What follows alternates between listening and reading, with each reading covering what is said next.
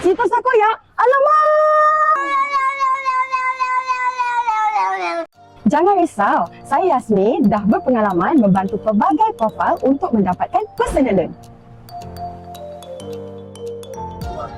Nak tahu tips untuk dapatkan loan interest rendah? Jom saya share. Tip pertama, anda harus memastikan pembayaran bulanan komitmen anda dibayar sebelum tarikh due supaya tiada tunggakan. Kedua, anda harus mengelakkan diri dari terjebak dengan hutang berlapuk seperti Kowe, Singa, Tempo dan lain-lain supaya dapat mengekalkan sita skor yang tinggi. Ketiga, kad kredit anda mestilah tidak lebih dari 30% penggunaan supaya aplikasi anda tiada reject dari bank. Scoring yang baik membantu anda mendapatkan personal loan interest rendah dan amount loan yang tinggi.